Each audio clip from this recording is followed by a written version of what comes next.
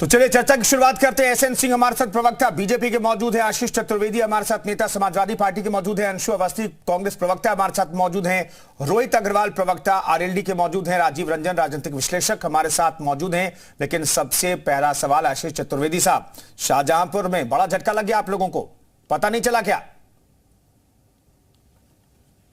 एक छोटी सी गुजारिश मुझे अक्सर करनी पड़ती है कि मेरे नाम से पहले मेरा राय जरूर लगाया जाए। संविधान जी हो जाएगा, सॉरी ये हो जाएगा जी बताइए। तो निश्चित रूप से एक बहुत अच्छी उपलब्धि तो नहीं है जब चुनाव के बिल्कुल शुरुआत में ही यदि कोई व्यक्ति पार्टी छोड़ करके दूसरी पार्टी में जाता है, न कहीं एक अच्छा संदेश जो है वो नहीं जाता है। लेकिन ये सब राजनीति में आप देखते हैं कि चलता रहता है, लोग आते हैं लोग जाते हैं। कहीं ना कहीं जहां तक एक संदेश की बात है वहां तक तो मैं मानता हूँ कि एक सीमित दायरे में उसका असर जरूर है, लेकिन जो पूरी तस्वीर है उसमें उसका कोई बहुत विशेष प्रभाव, क्योंकि उनका कोई ऐसा विशेष प्रभाव जो है बहुत ज्यादा बड़े स्तर पे नहीं, उस कोई ज्यादा असर मतलब उस लिहाज से नहीं। ठीक है एसएन सिंह साहब, ये जो झटका आपने दिया है ठीक है, मेजर आशीष चतुर्वेदी साहब कह रहे हैं कि बहुत बड़ा फर्क नहीं पड़ेगा, बहुत ज्यादा फर्क नहीं पड़ेगा, लेकिन मैं ये जानना चाहता हूं आप लोग तो इसे बड़ा झटका के तौर पर देख रहे होंगे, लेकिन मेरा सवाल है कि इस झटके का क्या असर होगा, पहला सवाल। और दूसरा सवाल है ऐसी और भी झटके देने की तैयारी तो नहीं है आप लोगों की?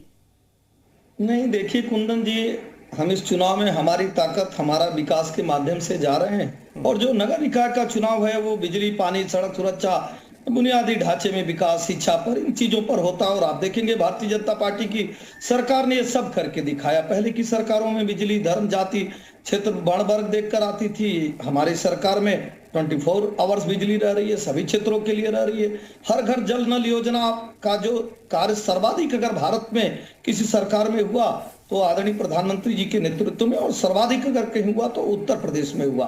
सर्वाधिक इज्जत घर देने का कार्य कहीं हुआ तो उत्तर प्रदेश में हुआ। और मुझे लगता है कि इन सभी चीजों को लेकर हम आज उत्तर प्रदेश की जनता के बीच में जा रहे हैं। अंत्योदय की परिकल्पना को जो हमने पूरा किया, जो हम शहरों के विकास के लिए काम किए हैं, उसके खुशहाली के लिए कार्य किए। एसएन सिंह साहब मैं जानना चाहता हूं, ये तमाम काम किया आपने, लेकिन फिर भी अर्चना वर्मा की जरूरत पड़ रही है आपको?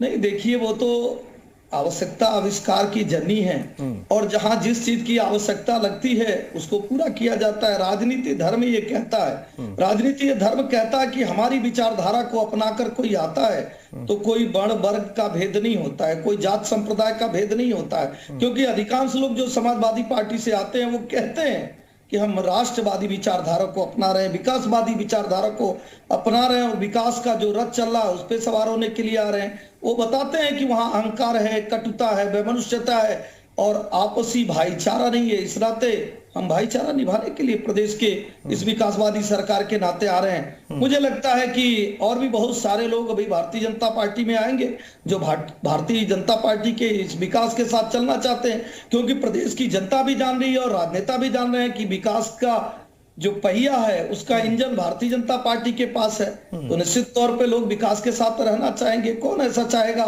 कि अगर कोई नाव डूब रही हो तो डूबती नाव और सूखते पेड़ से तो सभी लोग किनारा कर लेते हैं। अंशु अवस्थी साहब, कांग्रेस किन मुद्दों के तहत चुनाव में जा रही है? मैं ये जानना चाहता हूं, उत्तर प्रदेश की जनता ये जानना चाहती है, लेकिन मैं जानना चाहता हूं जिस तरीके से चुनाव प्रचार में समाजवादी पार्टी के नेता लगे हुए हैं, जिस तरीके से पूरी ताकत झोंक रखी है बीजेपी ने, क्या वैसी ताकत कांग्रेस ने लगाई है शहर की सरकार चुनने में? देखिए, कांग्रेस पार्टी पूरी मजबूती से उत्तर प्रदेश के चुनाव में जा रही कुंदन जी, और हमेशा जनता के मुद्दों पर अगर कोई राजनीति करता है, जनता के जुड़े हुए सवालों को उठाता है, सरकार से सवाल पूछने की हिम्मत रखता है, तो कांग्रेस पार्टी है, कांग्रेस का नेता है, कांग्रेस का कार्यकर्ता है। हम जितने 17 नगर निगम हैं, नगर पालिकाएं हैं, नगर पंचायत हैं, उन सभी में मजबूती से लड़ रहे हैं।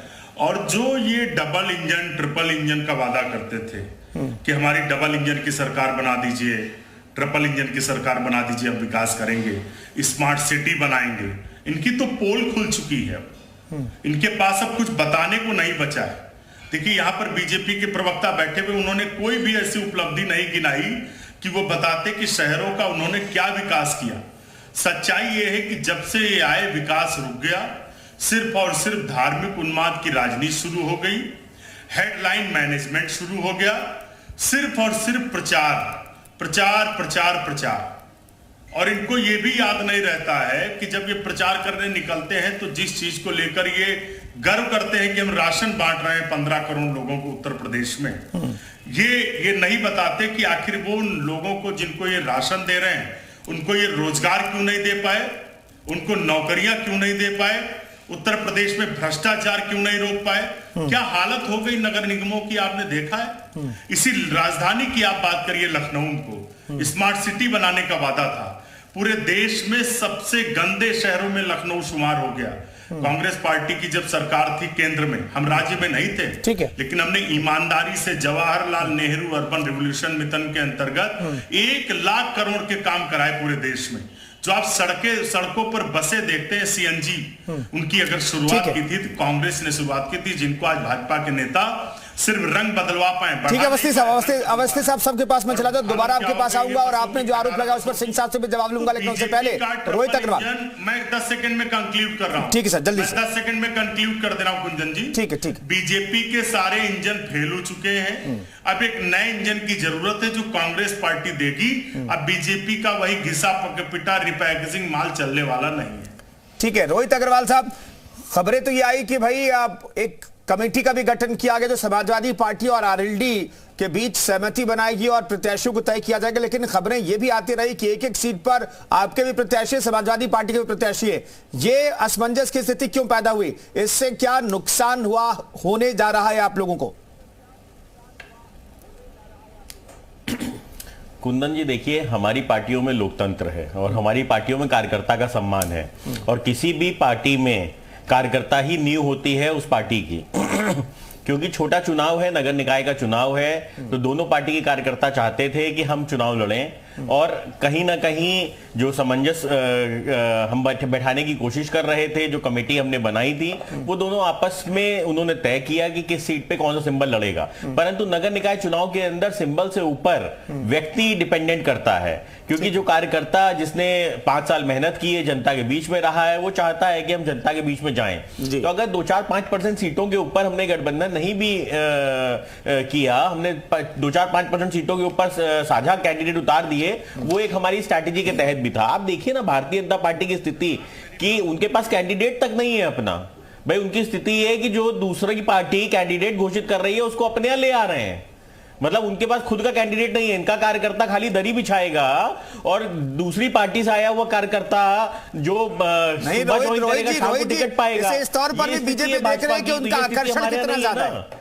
रोहित जी इस तौर पर भी देखिए कि जिसे मेयर का टिकट मिला हुआ था, उस पार्टी का आकर्षण कितना ज्यादा है कि उस मेयर टिकट को उसने छोड़ दिया और बीजेपी में शामिल हो गई। इसे इस तौर पर बीजेपी प्रेजेंट कर रही है, आप इस तरीके से नहीं देखते क्या? ये आकर्षण, इसको आकर्षण नहीं कहते हैं। हाँ, बिल्कुल बताता हूं मैं। देखिए ये अपने आप को कहते हैं कि विश्व की सबसे बड़ी पार्टी है, तो इनके कार्यकर्ता क्या करेंगे? इनके कार्यकर्ता खाली दरी बिछाने का काम करेंगे या सिर्फ चुनाव लड़ाने का काम करेंगे? आप नगर निकाय चुनाव में भी अगर उधार के कैंडिडेट लाके उनको टिकट बांटोगे तो आप इसका मतलब अपने कार्यकर्ताओं का सम्मान नहीं करते हो। पहले भी ऐसी खबरें आती रही हैं कि भाजपा से कार्यकर्ता इनका बिल्कुल भी संतुष्ट नहीं है। तो ये तो भारतीय जनता पार्टी में ही राजतंत्र चल सकता है, हमारी पार्टियों में तो नहीं चलता है। हमारी पार्टियों में तो कार्यकर्ताओं का सम्मान है, कार्यकर्ताओं की बात सुनी जाती है, और यहां तक कि हमने कार्यकर्ताओं का सम्मान करने के लिए